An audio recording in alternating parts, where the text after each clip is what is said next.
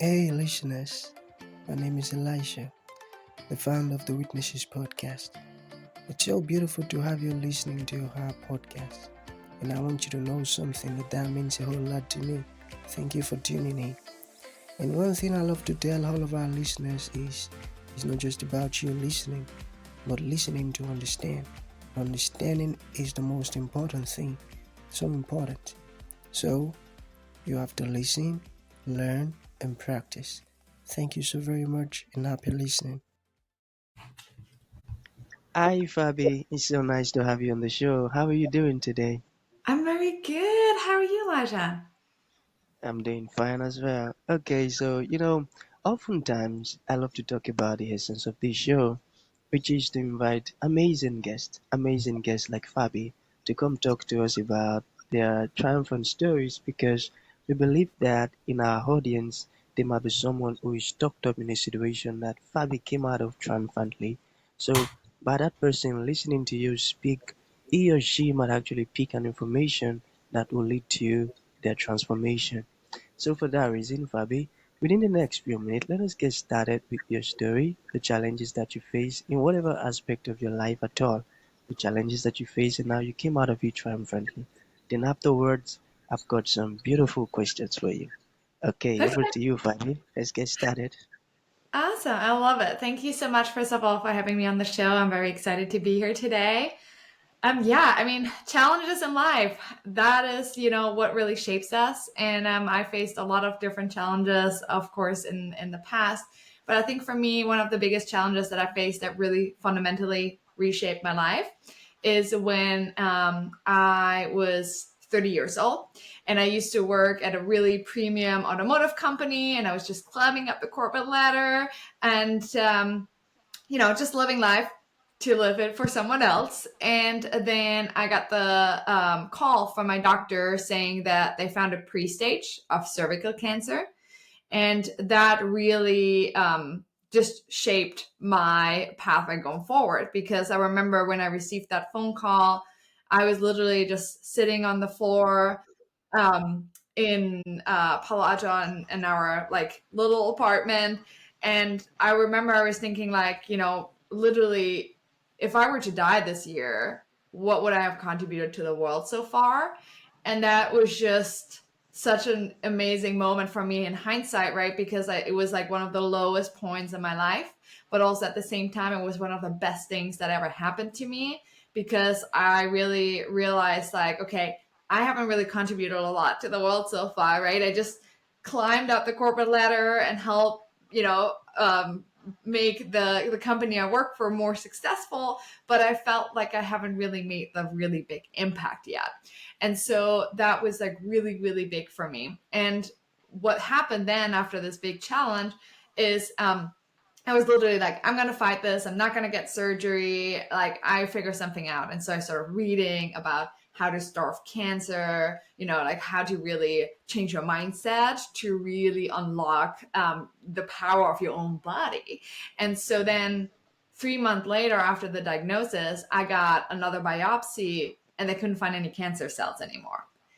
And that was where I was like, wow, like your body and your mind is so powerful. And that's really what kind of let me go into like like down the personal development path, right? And really figuring out, like, okay, how can you unlock your potential? Is this maybe what life is all about, to like really give back to others, contribute, focusing outward? And yeah, that's kind of like how it all started. And here I am now, 5 years later, and what I've learned in the past 5 years has been just so like amazing, because the way I now face challenges is really, I see them as opportunities for growth. Beautiful, beautiful. I love that.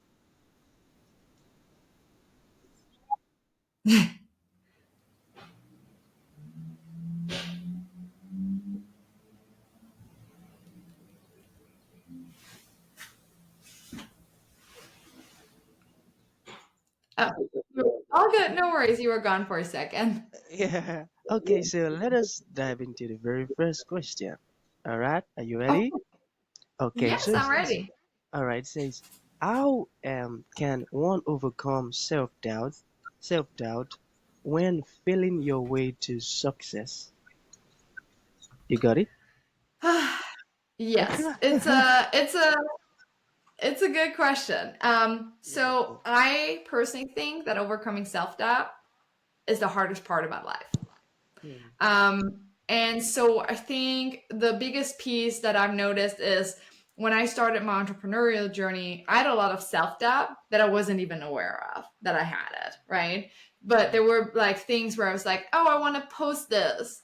But then, oh, maybe this person can see this, and then their reputation of me might go down, right? And so when I started out, had so much self doubt, or I was afraid to like lose the reputation I worked so hard for. I was afraid to fail in public. I was afraid of like what my mom would say, right? So many things. And one of the biggest pieces I would say to your audience when it comes to overcoming self doubt is you got to go deep. You got to go deep into your childhood trauma and figure out what happened when you were a child that like really made you feel not worthy when you were a child, and go back to that moment in time and work through it. Like I think that's the biggest piece where I, for instance, I grew up without a dad. Like I literally, when I was 4 years old, my dad kicked my mom, my brother, and me out of the house, and I've never seen him ever since, right? And so for me, I had a lot of resentment issues. I had a lot of like, am I feeling worthy, right, of his love and everything. And so I always thought, I never really met him, so does it really matter, like to go back deep into this and really overcoming the self-doubt. But I would really say, if you think that something's holding you back, like an invisible hand on your shoulder, I think 99% of the time it's related to what happened to you in childhood. Like the way you grew up, the way your parents treated you. So that I would say is for sure the best way to overcome self-doubt is to just Hmm. work through trauma. Beautiful. Okay, the second question. How can you build a six-figure side hustle while working a full-time job? Hmm. Mm. You got it? How I can do it? Yes. Yeah. Yeah. How can you So I build? think, yeah, so one of my specialties as a side hustle coach is I help basically people who are stuck in a corporate job that pays them really well to build a side hustle that they love, like a really like a business that makes an impact. And most of the time it's like I can't have time. I can't find time, right? Like I don't know how to fit a side hustle on my already busy plate. So one of the biggest pieces that I always recommend is I did it all the wrong way because of two big things, or actually three big things. So the first one is time management, right? So in the beginning when I started out, I would literally toward the end of my work, I would start working on my side hustle. That's the worst thing you can do. So if you're out there, you want to start your side hustle, don't do it after work. The key is to do it before work. So why is that? There's the concept of willpower, right? It's like it replenishes over time, right, throughout the day. So you won't eat the ice cream in the morning, you eat it more likely at night. And it's the same thing with working on your side hustle, because if you just wake up, you answer your Slack, your emails from your work phone, right, you're already prioritizing someone else's life first before you prioritize your own life, right? And that's a really, really, really big challenge. And so what I always teach in my side hustle school is like, you want to start first with what's most important to you, right? And then later on, you will start on working on your 9 to 5, because what happens then if you prioritize your side hustle first thing in the morning, then you get positive energy, and that positive energy carries over in your 9 to 5. And that, like, for instance, is why also I got 2 promotions in 2 years, because I focused on really bringing that energy that my side hustle gave me over and translate that to my 9 to 5. So that's one piece. The other piece I would say we already talked about is overcoming self-doubt and the trauma. That's a really important key. And then the last piece that also is very underestimated is you got to prioritize the right things in the right order. So when I started out, I like designed a website first, and I like spent so much time on like designing the perfect logo and, all of the different things that don't move the needle. So I think the biggest piece to know is two things when you start a business. Number one, you got to focus on providing massive free value. And number two is you really want to make sure that you prioritize the things that make revenue, right? And I think once you have these two things together and you focus all your activities around that and prioritize building an audience, delivering massive value for free, and then working on what is it that makes you money, I think then you're set up for success. Amazing.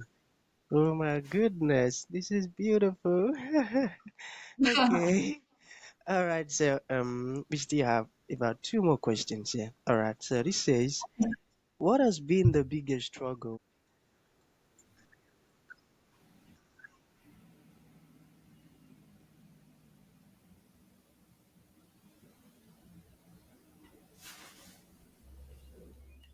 You were breaking up. Sorry, you were breaking up. I couldn't hear you for a second. Could you So repeat the sorry. question?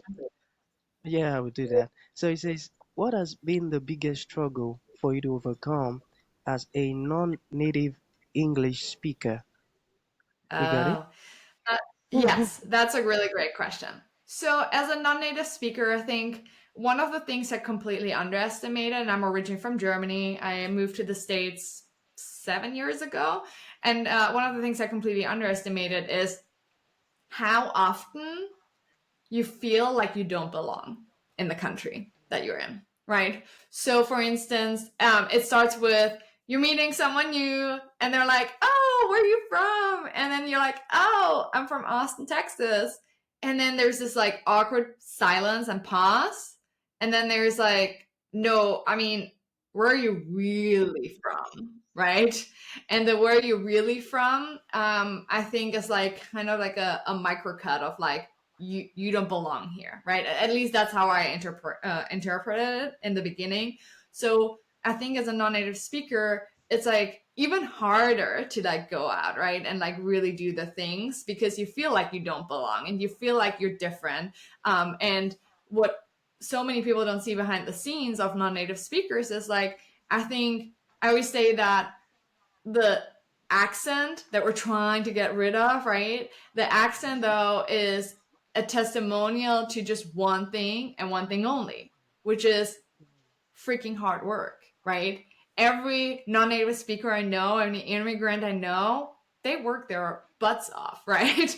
Like they really are committed. And I think that is also something that I just like so admire. And that makes you actually better to become an entrepreneur and more likely to be successful because you don't take no as an answer. Good answer.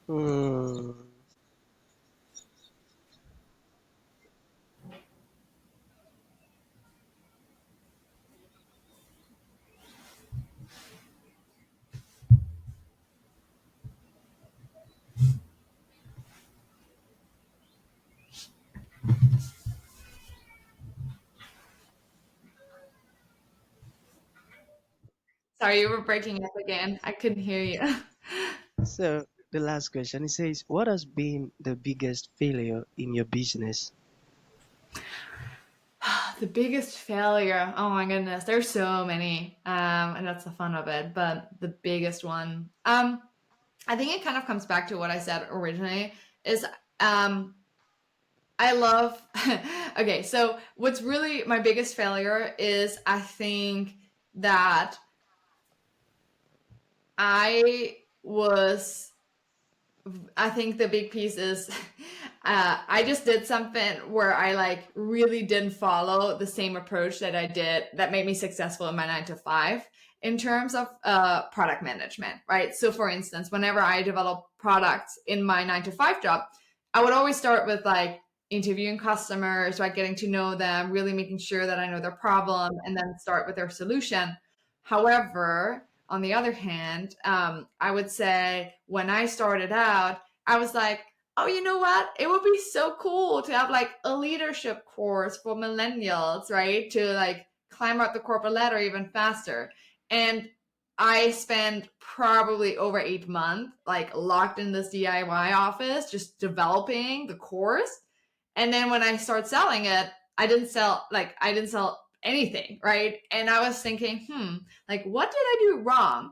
And so I realized that I didn't really figure out what the problem was and like really getting close to my customer. And so I literally just developed a product in a silo instead of developing it with my customers together. And when I like talk to them more about like, oh, like, why do you not want to climb up the corporate ladder? Why do you not want to get promoted? It was all like, I just want freedom. I don't want to work in a 9 to 5 anymore. Like I want to travel wherever I want to travel to. I want to be with the people that mean the world to me. So that was like actually the real goal. And that's when it like clicked for me. And so that biggest failure then became the launch pad for me to become a side hustle coach. And that I think is a beautiful like failure story. And it's so funny too. The story also tells you that sometimes our side hustle is a very emotional journey, which it shouldn't be, right? Where you should really remove the emotions and make sure that you see it from a perspective where your side hustle is your asset, right? Like that's how you should treat it. So don't treat it emotionally. So meaning when you post something and it gets 5 likes, so what, right? Don't take it emotionally. It's like it still impacted 5 people, right? So I think the big piece is really making sure that you see it more as an asset and not as something that you're emotionally attached to, if that makes sense.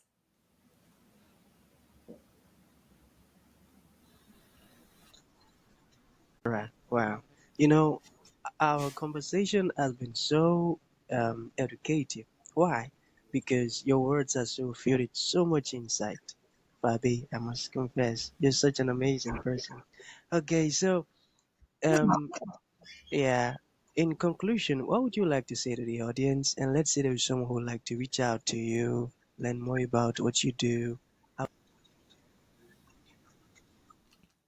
Yeah, I mean, I think I'm all about giving back, right? Like that to me is the biggest piece.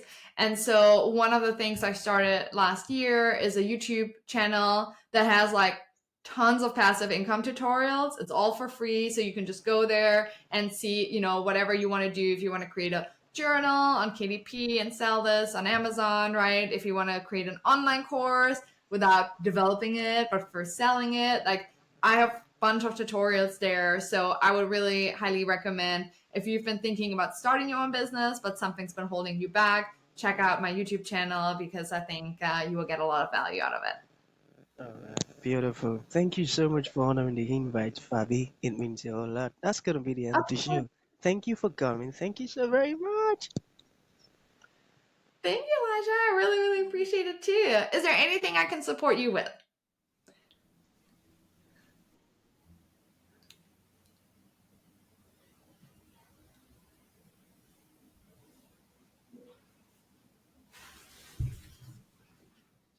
Oh, you were breaking up again.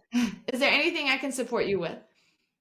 Thank you for tuning in to this incredible episode. Your support means the world to us, and we truly value you. We look forward to having you join us for the next episode. If you enjoyed what you heard, please consider rating and reviewing us on Apple Podcasts. Your feedback is greatly appreciated.